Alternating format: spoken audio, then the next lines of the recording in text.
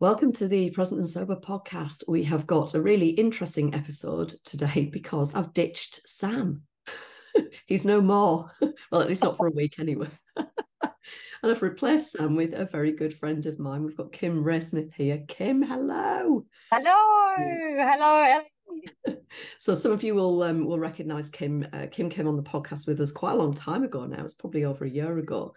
Yeah. And so if you haven't caught Kim on that episode, please do go and check it out. Today we are going to be talking about something really, really exciting. So we've got something very wonderful to share with you as we move through this episode. But it's primarily for us to talk to you about self-care. So I've had so many conversations recently, and those of you that are in the world of This Naked Mind will have heard me going live and talking about self-care and how it's not always what we think it is. And certainly for me as a drinker, my self-care was an utter mess. There were two things that I had. One was yoga and the other was wine. And that was it. And I remember saying to a therapist at the time, he asked me what I did for self-care, what my, what I did to self-soothe and what have you.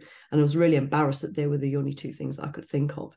So coming out of the haze of alcohol, it's been really interesting to explore what self-care really is. And you and I, Kim, were talking about just how important it is to invest in yourself, both from a time and a monetary perspective, but also the consciousness that we put towards how we really take care of ourselves.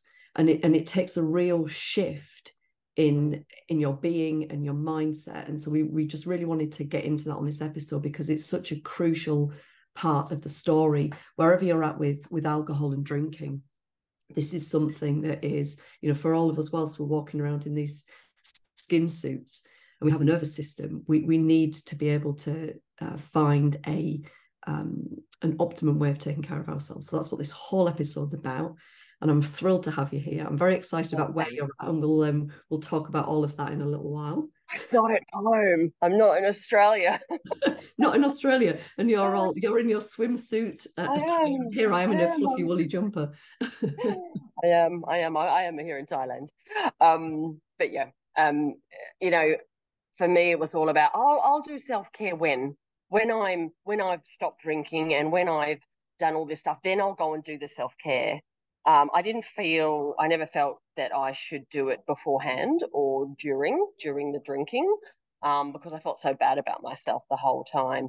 But what I realized in self-reflection and through just falling on my knees and having to do some is that it's a part of the process. I don't know if you want me just to start going into the story, but I got a really, really good one. It was, I lived in Canberra for a long time and I was very alone there, and all my drinking buddies weren't there. So I drank alone at home a lot, and I just had children and I was on my own. My husband worked away a lot. And I was like, I thought, I was really on my knees. I didn't know what to do. So I did a meditation course and I couldn't meditate. My mind was all over the place. But every day I went in, the yoga teacher would get you to put a black, either a white, grey, or black rock into a little bowl. Okay. And every day I went in, I put a black rock in the bowl. Mm-hmm. And I'm not going to tell you that changed. It didn't change. I put a black rock in the bowl every single time. Okay. Even to the last day. And I went to it going, this is a waste of time. My judge was just telling me all these different stories about how crap this was and stuff. But no matter what, you pick up stuff along the way. And there's two things that are just like little laser beams that she said to me. And she looked at me in the eye once and she said, there's people in this room who are going to become yoga teachers. And it's like Ellie, she just looked at me and almost pointed. And I was like going, well, we can't be looking at me. Like, I'm just this smoking drunk person all the time, like, and I don't know what's wrong with me. And then, I'm a yoga teacher now. I mean, it's just you'd told me back then that I would be, I just would have laughed at you. And she talked about her own story about when you can't find what you want. Like, she was really alone in Canberra. She couldn't find her people, right? She was gay.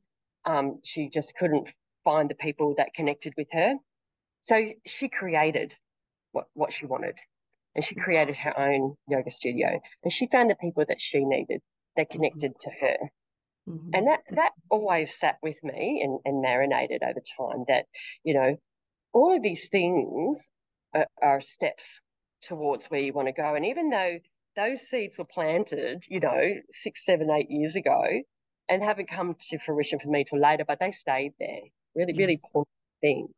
But if I hadn't gone and done this self-care that at the time I thought was a load of rubbish, you know, then it wouldn't have moved me on to the next point of self-care and the next point of self-care. And I don't know about you, but you know, I always said to myself, oh, well, I can't do any of this, you know, because I was useless at meditating back then. It it was still a part of the journey towards breaking out of that because I learned something each step of the way that I was doing it. And another thing I'll say too is I was in construction and I earned a lot of money back then. And I would always go out and spend a lot of it on alcohol, and I smoked on and off. I would always value buying clothes. Well, I could go out and buy 2 grand's worth of clothes in Australian dollars, and that's like what, 2 suits, you know, it's nothing. But spending $300 on a course, oh, I couldn't do that. Yeah. The value that you put on different things is just incredible. Yeah. But every time I took the plunge and did something, it was hard. You know, at the time it was really hard because it's always hard every time you do something new because you're looking at your emotions for the first time. And when you're in the middle of drinking or coming in and out of drinking, that's incredibly difficult. And often you don't know people. And often you're doing this stuff by yourself because you're scared. You don't want all your friends to know what you're there for and stuff. So you're really alone. Oh, yeah. And I think that's also what kind of spurred me on. And we'll talk more about that later about, you know, finding the right place that's going to nurture you and make you feel really, really welcome somewhere. And word of mouth and stuff like that's really important, just to go like, you know, oh, I went to this yoga studio, it was amazing, these people are really nice, you're going to connect there, that type of stuff. So you're like, oh, well, I'll try that, you know, because you're looking, I mean, you can be so desperate about stuff. I'm not waffling now, but no, Kim, God, both of those stories, the distinction that I think is important to pull out is, you know, we have these different voices inside of us, and none of these parts of us are bad. They all serve a purpose. They're all there to take care of us. Although, you know, what I would call the outer child voice from Susan Anderson's work, you know, that's often the part of us that kind of it gets us into trouble, but it has the best intentions. It's just trying to take care of what we really need at our core, but it's done in such an unskillful way. So similarly, you know, I used to spend a lot of money on consuming things in the hope that those things would make my little girl inside feel better. And of course, they fucking don't. They don't. You might get that initial, it's a bit like alcohol, you know, you get that kind of initial burst of pleasure. But then afterwards, actually, I would feel worse about the consumption. I'd feel worse about the expenditure. I would feel worse about the thing that I might not actually even get around to wearing. And it's kind of there it is, haunting me in the wardrobe forevermore. Yeah. So that instant gratification, I mean, that's the hallmark of the outer child, as I would call it. And what you we'll come back to the investment bit in a minute because I really want to talk about that. But when you were talking about self-care and you use the word judge, the voice of the judge, you're not supposed to be here, you're no good at meditation, all of this business, again, to me that's the same as the outer child voice, and it's just this protection mechanism. But the thing that's so important for all of us is to be able to distinguish who's running the show at any one time, and be able to listen from the core of our being to what's really important for us. And in that moment where you were in that yoga studio and you heard those words, some people in here are ultimately going to become yoga teachers. That was connecting with you, you know, your true self. And so we have to we have to recognize that it's not about banishing those voices. Those voices are going to come in, but recognizing, well, who's in charge here and who do I want to be in charge? That's kind of the first stage for me, because if you can't, if you're so muddled up in that, and I was for such a long time, then any connection with self is ultimately very fleeting and transient. And but the good news is it's there all the same. I would have always said that, when I was drinking, I was so drawn into my yoga practice, going to specific teachers, following specific teachings, and there was just something that was kind of stunting my growth. Now it's easy to see that was booze. At the time, because booze was just a part of my life, I didn't see that was the thing that was in the way. And it's incredible when you remove something like alcohol and you have presence and you have clarity of mind, then that connection with self is much more readily available.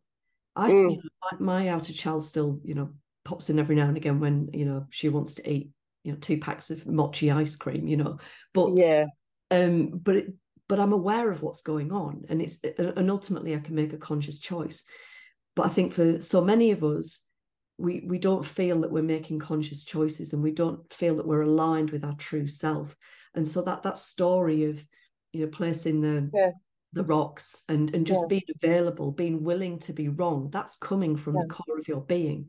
And we all need to really harness that. Yeah. I was also really grasping because back then I was there was no roadmap for me. I could barely even find a psychologist to help me, let alone one that specialized. There was none that specialized in alcohol. And there was no coaching, and the counselors just were really all about, AA and stuff. And so I was like, would try something like a counselor and go okay for a while, and then I'd just kind of stop and then go, okay, well, that's not working for me. And so I was like, well, where's the roadmap? So I'd just kind of like be grasping at straws and stuff like that, about, well, what should I try? And this is where, like now, say with my coaching, it's like, well, no, here's a roadmap. You need to do these things first. But all of these things, all roads lead to home. Like we talk about it in yoga, it's the grasping, like the yamas and the niyamas. It's like non-grasping. Like when I'll be happy when I can do this once I've, mastered something. No, it's actually about the journey that makes you stronger, and about stepping in and trying these different modalities of self-care and letting go of. It's also this worthiness that I had about, oh, well, I'm not, you don't deserve, like the real negative self-talk. You don't deserve this. You don't deserve to be here. Look, everyone else is putting white rocks in and you're just black every day. You're shit. Forget it. What are you kidding yourself? All this negative, I call it the saboteurs, come in, the just negative self-talk that you're not good enough, because of the failures and along the ways all the time. Hello, darling. we interrupt this important podcast episode because Noah's come in with a picture to show Kim. I'm just going to pause this for a second and we'll be right back. Right, we're back. Yeah, we're back. Important interruption by a 5-year-old. Look, and also the thing is that, I felt, even though I had a big facade on, I was working and I had little kids and nice house, I had a nice husband, all of that. Inside I felt broken, and inside I'd go and do occasionally go, oh, well, I'll maybe try this thing. But I didn't believe that I believed that I had to be I had to be the yoga teacher straight away, and I had to be the meditation expert, and that no one, that if I wasn't perfect or something at it, that I was like, well, just forget it. And so with that attitude, I didn't try stuff. But I think with that yoga studio that I went to and that teacher, she just with those few words made me trust that, hang on a minute, like, don't just keep going. It's not about doing anything perfectly. It's about stepping in, and that there is a process to becoming strong. And you have to kind of I call it being in the washing machine, Yes. So at that time, I had a couple of years really being in the washing machine of going to certain things and not feeling like I was really getting, or just thinking that I was always going to be broken. It was everybody else that could do it. Yes. Everybody else was like in their amazing yoga clothes, and I was in shorts and t-shirts and looked like shit and had bags under my eyes, and and then I'd go out and be having a ciggy before I went into the yoga studio, chewing some gum, spraying myself down. I just felt like such a fraud. I laugh about it now. I'm like, yeah, I was, but I was still trying and showing up. Exactly. Um, and and I wish I'd done more back then, because I had to get more broken to come back and start to do some real things. Like I did a mindfulness based stress reduction course Mm-hmm. when I was really like, I didn't know what else to do with my mind. My brain was just like, I was still functioning outside well, fine, but inside it was gone. And honestly, by week two, it it broke me, and it's the best. It was just like cracking open an egg. It was just like, oh, and it all came up and out, and I had to sit my husband down and talk to him, and this lifting when you do these things and the space that it provides. That was an exceptional part of starting to. That was kind of like one of the breaking points of going, okay, Yeah. yeah, I get it. We have to do some of this stuff to stop stuffing it down. Because when this isn't the time that I was in and out of drinking. And it's like, well, when you're taking away that thing that you can just numb it all, Mm-hmm. it's just sitting there. So what else are you going to do? You need to bring in these modalities, and you shy away from them at first because they're painful. Yeah, you Yes. want everything to be fine and normal and everyone else. But the thing is, and this is the thing you find out, especially being a coach, no one's normal. Everyone's stuffing it down. Everyone. Yes. And some people like to live like that for the rest of their life. But I think when you've been, using when you've got the brain, I've got the brain that goes down that path. That eventually alcohol does take over, and I was by no means in the gutter. I was just like everybody else. No one knew, not even my husband. That you have to do something about it, and you have to fess up, and that's hugely scary. Mm-hmm. It is. Hugely scary. Yeah. It is. Um, so, doing some of these things in mindfulness based stress reduction, really touching into yoga. Okay. So, look, I've invested in myself. Well, once I really started to have one or two breakthroughs and go, okay, this is what I need to do. I really started to get a different idea about, spending money on clothes and those physical things, to going, no, Kim, slow down. Let's start just doing some of these things. And although they feel comfortable, I kind of needed that breakthrough with the mindfulness based stress reduction to go, oh, Yeah. I feel a huge difference now. All right, and I started looking into different types of yoga, and I started looking into different meditation types, and not I wouldn't actually say I'm a massive meditator, and I can go into it, some of the other stuff and all the ice bathing and all the breath work. Breath work's awesome. Um, but I was saying, like, what are some of the things that were for you? What worked for you? Well, I suppose that the most pivotal, or one of the most pivotal moments for me, I was just thinking when you were talking about like feeling broken and then kind of having to break some more, but yet you have this knowing that you're being pulled towards something. Yeah, And I remember, and this is still when I was drinking, I remember, and I don't know where it came from, but it yeah, came, this voice telling me that I needed to meditate. And I yeah, had no yeah, idea how to meditate, what to do, yeah, you needed a teacher. I had no yeah, idea. But I took this leap of faith. I had to follow that breadcrumb. yeah, And then that led me to, there was a yoga teacher who I worked with one to one.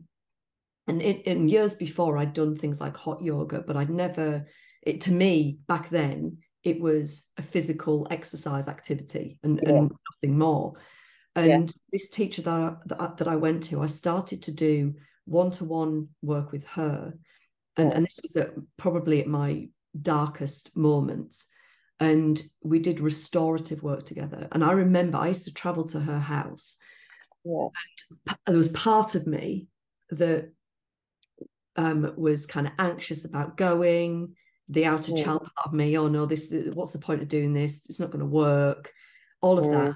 Yeah, I still can't afford it, you know. Yeah, I shouldn't be spending this money on myself, all of that. Yeah.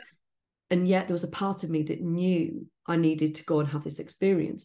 Yeah. And she used to set me up in her kitchen, and the voice kept coming into my head, like, well, you know, I'll just be led there with my eyes closed, you know, propped up on different balls and things.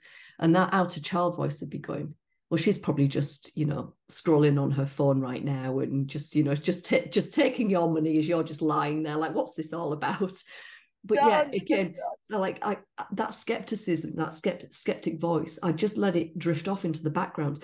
And every time that I went, I released a bit more and I surrendered a bit more. And I think that was really the most, the kind of the precursor to everything else. Because when we're so tense and we're so wound up and we're so uptight, you can't let anything in, or it's very hard for anything to permeate. So that was kind of my opening. And I'd say the other really pivotal time for me was when I'd discovered this naked mind, and my desire to drink had gone in a flash. And I'd learned that I was wrong about things that I'd felt so sure about for so many years, like alcohol relaxes me. And it had blown up this, blown my mind, and it kind of blown up this feeling of like, well, what else have I been wrong about? And so this willingness to take a beginner's mind. And about a week after I discovered this naked mind, because, you know, very cleverly, I'm then on Annie's email list. She emails me for an invitation to the January 2020 live alcohol experiment, $47. And you know what? So initially, there's a part of me that's like, oh, this sounds really cool. And then the outer child voice creeps in again. Well, you can't spend $47 on yourself, Ellie. And honestly, I nearly away from the whole thing because I didn't feel that I was valuable enough to spend $47 on myself. Which now is fucking insane. It's absolutely insane. And I'm so glad in that moment I had the wherewithal to say, well, if I don't drink in January, I'm going to save £450. Yes. You know, that is way more than the $47. And so that was the thing. I decided, right, I'm willing to be wrong about this too. And when I put that $47 behind myself, it meant that I was invested. So I did every bit of pre-work. I listened to every video, probably twice, every live session. I asked my questions. I journaled. I did every homework exercise. And then guess what? I had, you know, an extraordinary experience because I was fully in it. So that process again just taught me what it truly is to back yourself, to have your own back, to invest in yourself, to take care of yourself in a really, really different way. And then from there, sorry, go ahead. No, I was gonna say I really relate to that. Like often now that I'm kind of, I say everyone needs a little bit of spirituality. As I've come through, I was like non-spiritual before, and now I'm like, you know, I like the science and just a little bit of spiritual. But you know, it was more like it's like I'd be going, I don't know what to do.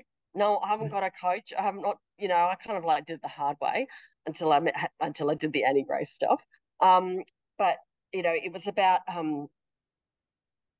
would kind of go, I need something, and I like things would maybe come up on the internet, right? And then it would kind of stay with me. So one was the yoga teacher training that I ended up doing. It took me 2 years until I invested in that, but I kept coming back and I kept coming back, and then I kind of talked to a few people. So it took. I'm a real slow learner, you know, and it took me a long time to build up my muscles, right?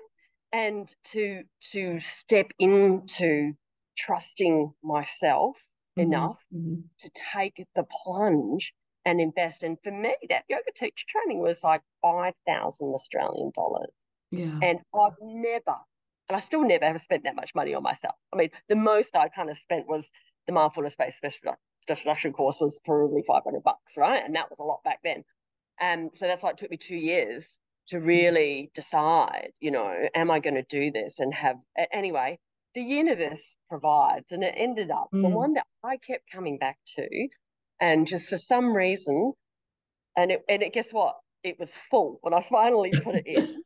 Full. And they said, I'm really sorry, put you on a wait list. And I was like, oh, great. And you had to even fill out like why you wanted to be on it. So I filled out, just, oh, I really want to be a yoga teacher, all of this. Anyway, after a while, I kept coming back to it, going, no, this isn't what I really want to do, because I was moving back to Perth and it was kind of in the area. And I don't know, like I started to feel really strongly about this, because I was also worried about moving home, and I have a lot of friends who drink. And even though I'd kind of stopped drinking then, it was like, I wanted to expand myself. Anyway, I wrote them an email, and I'll cry now, but I just told them the truth. I said, I want to do this because I have I have struggled with drinking, and yoga has been on my path and my journey to becoming sober. And I have a vision in my head. I want to help other people, and I know yoga's part of that. I had a relapse once after I'd been sober at least a year, and I had a really big relapse because I'd been actually promoted and at work, and I was out of my depth and I wasn't supported, and it was like a light switch that went off, and I went down to the bottle shop and it was like I had an out of body experience, and I bought a bottle of vodka, and it was the most devastating part in my life. But all of those things, like when you fall on your knees, it was a learning point. And I went straight to the doctor, and I was like, right, give me something. I'll go on antidepressants. I don't care what it is. It's obviously a stress-based thing. I don't want to drink. The overwhelm was there. But I always remember sitting on my bed at home, and I was looking for the help. I wanted to get away. I wanted to get away from my kids. They were young. I wanted like a week or two on a holiday that was like a retreat, but that was for there was no drinking, but it was kind of help, and you could be with women. Well, there was nothing. It was all like, $50,000 rehab, and it was like, I can't stop working. I have my shit together. There was nothing, and I remember crying and crying and crying, and then the thought of the lady, I can't remember her name. I think that was Jo, the yoga teacher who owned the studio, was in my head. It was like, create your own, create what you want. And so I wrote them this email. And anyway, Sean, he's a good friend of mine now, he rang me from Perth. I was in Canberra, and he's like, guess what? The spot's come up. And Kim, we read your email. And man, he's American. He's like, man, we just had to give it to you, Kim. Like, and I was like, really? And he's like, yeah. And he's like, where are you moving to? I was like, White Gum Valley. He goes, no way, we live in White Gum Valley. I was like, yeah, and I've got two boys. And I'm like, oh, really? Me too. What are their ages? And we're like, 5 and 7. Oh, our boys are 5 and 7. Where are they going to school? White Gum Valley Primary. Oh my God, our kids are going to be in the same class. We were like, no fucking way, man. Like, the serendipity of it all was just like, universe, you've just given me a message. I'm on the right path. So that took me 2 years, and lots of little baby steps in between of doing all of these things to start to build and change and build and change. And I wasn't sober through all of that, and I was smoking through a lot of that, I mean, yeah. I said I'm a slow learner. Well, I don't think it's that, Kim. What I think it is your willingness to surrender and to let it evolve and be as it's going to be. We're all in such a fucking hurry. We think that we're the doers. We have to do this thing. We have to fix this thing. Like you say, I have to be the best at the thing. And that introduces so much tension and resistance. Everyone's better than me. I have to be better. I have to be better than all the people in the room. I'm not wearing the right clothes. And everyone's, it's like, let it go. Yeah. I think that's the best thing anyone ever said to me. Just, bitch, you did it, and other people will like you more. Well, this is it, but it's that true letting go, and ironically, if you want the fast track, that is the fast track. Things will happen for you, and you're not getting in the way of them anymore. All you need to do is be able to listen to yourself and follow that unique trail of breadcrumbs and have patience along the way. Because as you've proven with your story, it all stacks up. It all happens exactly as it's meant to, exactly at the right time. And the thing that I kind of want to come on to this bit because it's so perfect from that setup of create what you want, create it. If it's not there, create it. And that's exactly what you have done with these retreats. And as a consumer of retreats, I know how valuable they are to have, sometimes as a circuit breaker, sometimes as just a reset, as a place to find refuge. It's such a valuable time if you can afford the time and the money to invest in yourself in this kind of a way. It's oh god, utterly transformative. So I'd love you to talk about how you got into setting up these retreats, and then we're going to talk about the very special, exciting news about Thailand at the end. Yeah, okay, do that. I think my internet might be a little bit unstable, so just see how we go. Okay. I think we had a little bit of a problem here in Rawai today for the first time ever. It's been a little bit unstable today, but that's okay. Can't be perfect, can we? Yeah, look, I've it's just incredible. We've just finished up our women's retreat today, and I'm just absolutely buzzing right now. But from your pain comes your purpose, and this has been a long journey for me. And I've done retreats before back in Australia, but this, where I am now here in YY, and I'll show you around if you want in a minute, but that this is the vision I had in my mind when I was sitting on my bed and crying in Canberra, and just thought I was so broken, and I could never be like everybody else. That was what I thought, and then the yoga teacher was in my head: create what you need. You can do this. And then it was, it's been a few years since that, but that was always, the vision in my head. And here we are, and we've just had just the most incredible experience here. I don't know if you want to go on into that now, or whether we want to talk about something else, but there's just been laughs. There's been a special. We've had our own dance that we've done. We've done all of our breath work and sharing, and just so much. I think there's actually a quote on which I put on the this is our last day over here. I'll just show you. Oh, there we go. Can you see that quote? Oh yes, yeah. True connection goes beyond words. It's felt in the heart and experienced in shared moments. So that is one of our final quotes, and it's all about more than any of the modalities we do. We do loads here. We've done lots of different ice bathing, breath work. We've done onsens. We've done release work, fire ceremonies. We've done cacao ceremonies, all sorts of things. But it's just about the 12 women that were here, 13 women that were here, sharing and connecting together in a really safe environment. And where we are at Lansaba, it's just the most perfect place. We're so protected within these beautiful walls. It's like our own little home, our own sanctuary. And then we can go out to whatever we need to do, down to the beach and down to the sands and things like that. But this nurturing environment was exactly what I wanted to bring to here and be able to support. Most people are coming here on their own. Most people have said, I'm worthy, I'm going to do this, I'm going to make my payment plan, whatever it is to get there.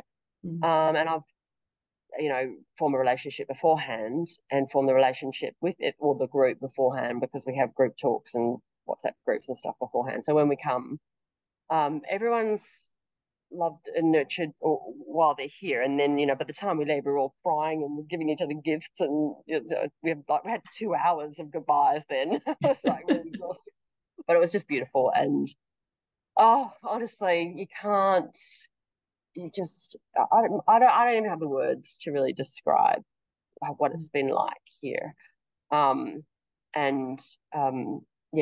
It's just amazing. And you're going to be on our next one, so I'm really thrilled.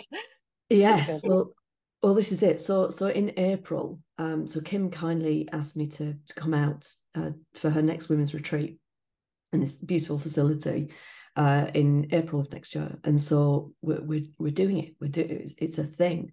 And you're very welcome to join us. So you will find with the podcast notes, you'll find a couple of links, one to my calendar, one to Kim's calendar. And so as we're talking about this, if it's piquing your interest, if you want to find out more about it, if you can hear that little voice inside of you that's like, yes, but I'm not sure how I can do it, then just book a call with either one of us, and we can talk to you about making it happen. The thing that, well, when you asked me, there was no, I think I said this to you, there's no hesitation. I just knew, again, like listening to that, knowing there's just, I have to do this. It felt so right. You and I are interested in lots of similar things, and you've mentioned some of them already. We can talk a little bit more about those modalities that have been so important to, my own trail of breadcrumbs and also for you. I knew that, like, I've been on retreat before, and I've been really spoiled because the teacher that I've been on retreat with is a master at putting them together. So everything is seamless, and I love the word nurtured. You are totally nurtured from beforehand, during, and then after. And when you were talking about your plan, I got that same sense of like, you are the master of this. And the way that you talk about how you bring people into the group and nurture them beforehand, and then take care of them and make sure, even the details that you're talking to me about, especially for people that haven't traveled either before or for a long time, to be able to get them there as comfortably as possible. The fact that this place is purpose built and it's private, so there's nobody else there. It's just us. And that connection that you're talking about, the thing that is so difficult to put words to, I run small groups for this very reason, because something so special happens when women are willing to get together in a very vulnerable way, but with this common purpose of wanting to grow, wanting to head into the unknown, wanting to explore their purpose and their meaning. And it's incredible, the bonds that are formed. And so having witnessed that with my own groups online, it's like, God, like, what can you create when you actually get people physically together? I know, it's like that's the exciting thing. Beforehand, it was just like we were all sharing so much on the WhatsApp group beforehand that when we walked through the doors, it was just like, oh God, you're finally here. We're finally together, and that little bit of magic. It's like, I do talk in universe a bit now.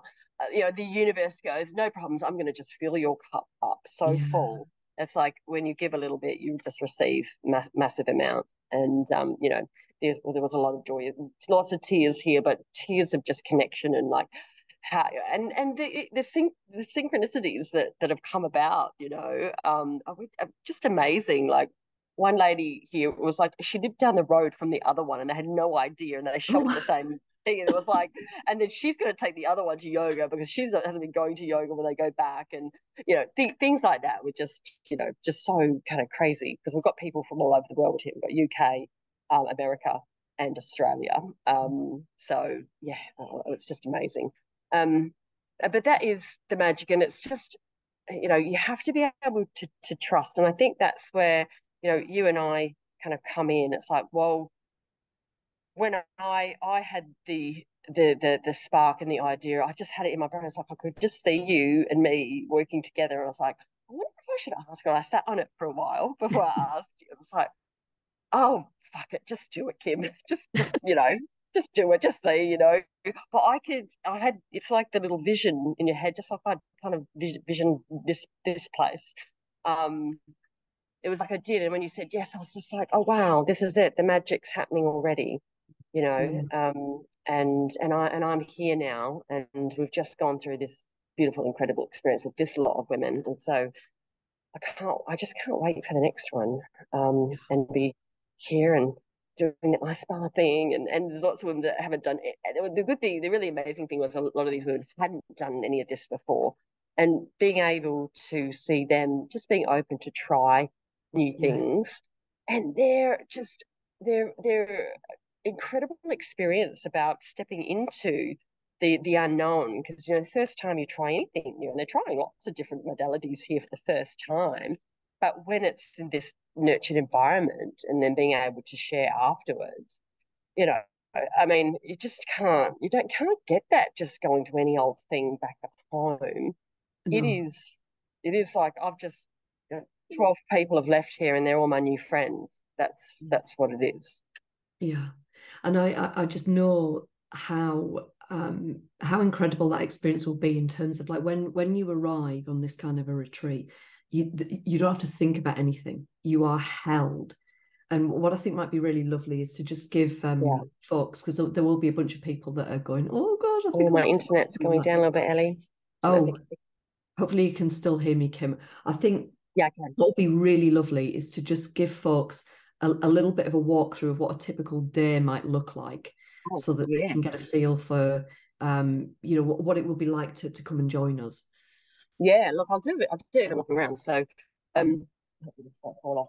But so we start up in the morning, 7 o'clock. We'll do our yoga, and the yoga is for anyone. So I usually a hatha yoga, but I also have a chair yoga for certain people who aren't or who might have. I've had one lady who had breast cancer, and so she couldn't do a lot of things. So I had it all set up, and I'll go through things with people beforehand.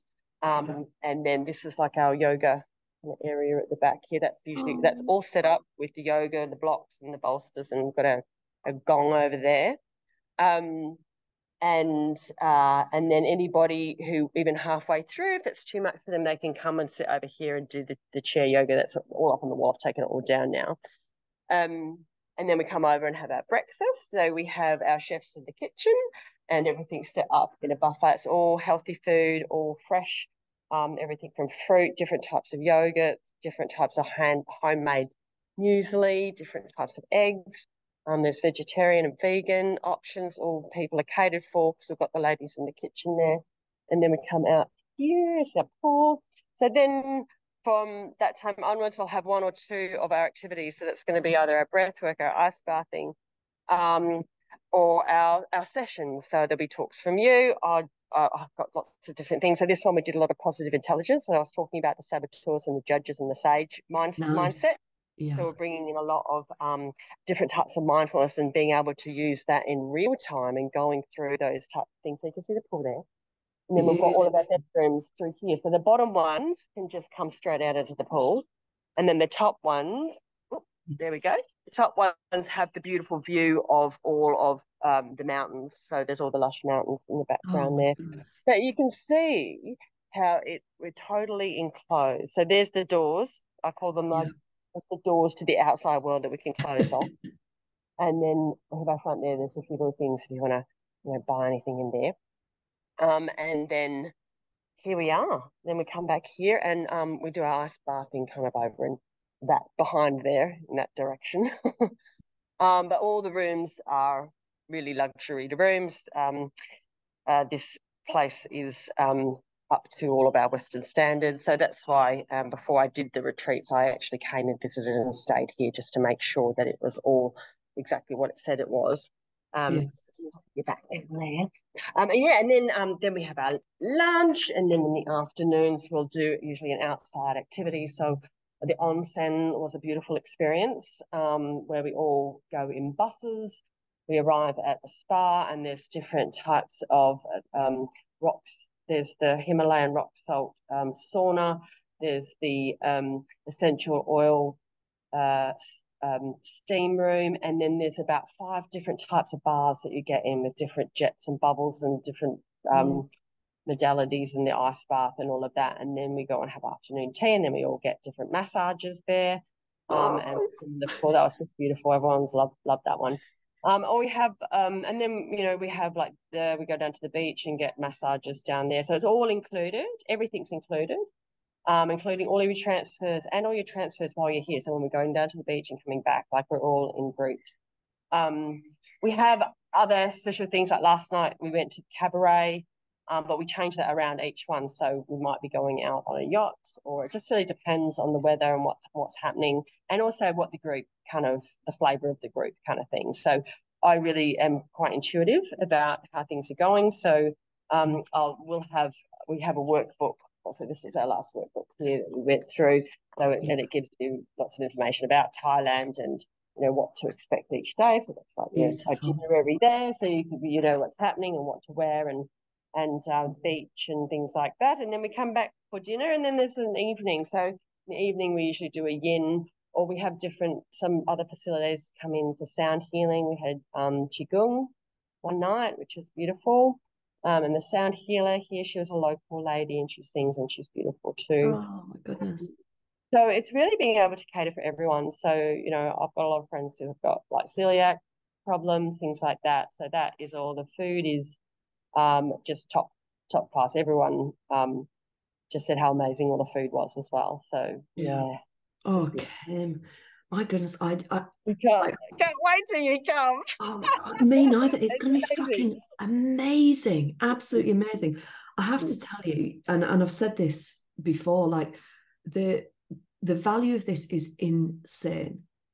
Yeah. So to have everything included, so you need to pay for your flights, but aside from that, as soon as you step off the plane, everything is paid for, unless you want to go and buy some You want souvenirs. extra spa treatment, so we give you 2 massages here, 2 1-hour massages. Yeah. And the onsen, or everything's included, and there's free time for you to do other things. So like yesterday was the optional free day, so we had a cooking class. But some people didn't want to do that, so they decided to. One lot went zip lining, the other ones went and got a whole day spa package somewhere else, and we were able to. And so we were able to book it all, help them book it, and all of that type of stuff. And they went off and did that, and just for those things themselves. But there's a lot of value with everything we're doing. So when you get off at the airport, all your transfers, internal transfers here, your tickets to anything that we go to, all of that type of stuff. And that's, It's I've got a incredible. full brochure and stuff. And that's, that's the whole point of being on retreat, is that you don't have to think. I'm the expert. I've been to Thailand a million times. And I love the Thai people and respect the Thai people. And we even do the thank you, a little bit of welcome to country. In Australia, we do welcome to acknowledgement to country. So it's acknowledgement to the beautiful Thai people and their food. And we have a mixture of Western and Thai food. So it's really, and I speak to everyone beforehand. So I know who's got allergies. I know who's got this. So like I was able to tailor this, going, okay, I knew who had certain issues and needed the yoga, and I did some some I did aqua aerobics with in the pool, things like that. So, so it is for everyone. We had all types of people, young and old. Yeah. Oh my God, it's going to be amazing. I know. I just want to really thank you for putting it together, because it for the right person at the right time, it's going to be just the most transformative experience. I'm delighted to be coming along for the ride. I'm Thank really you. excited about all the stuff that we've got to share. No. Doing going through these experiences together is going to be wild. So if you have that sense, that little irritation of like, oh, I really want to do this, I'm just not sure how, please just book a call with either myself or with Kim. You'll find the link in the show notes. We'll have a chat with you. You can ask any questions about the experience, the whole thing. Kim's got payment plans available, so there are lots of options. So do come and have a chat with us. And this is coming, Ellie, from you and me, just coming from the heart. Like, this is my heart. This is what I needed. This is my pain turning into my purpose. And I've been working on this for quite some time. And, I've done a lot of retreats before in Australia, but the Thailand ones is the vision. And we're here and we're doing it. And we're both, you and me now, we're back there and now we're strong and we're here to hold and help and nurture and just and be a part of it too, so we're all in it together. Yeah, we are. Oh, I can't wait to meet all, get this group together. It's going to be incredible. Absolutely. Oh, Kim, thank you so much. And I really appreciate all your time today and also your patience with my little interrupter. No, that's all right. Sorry, my internet's a little bit wobbly today. We've got a few guess who's things, but back? no, that's wonderful, Ellie. I'm so glad I got to just show you around as well and get Yes, the oh, hello, there she is. she's back. She's back again. Okay, gorgeous. All right. Well, we will say Hello, goodbye to our darling. podcast listeners for now, and we Yeah. will we'll be there available to take a call from you. So please do book with us, and otherwise, I will see you all Thank next you. week. Wonderful. All right. Thank you, Kim. Namaste.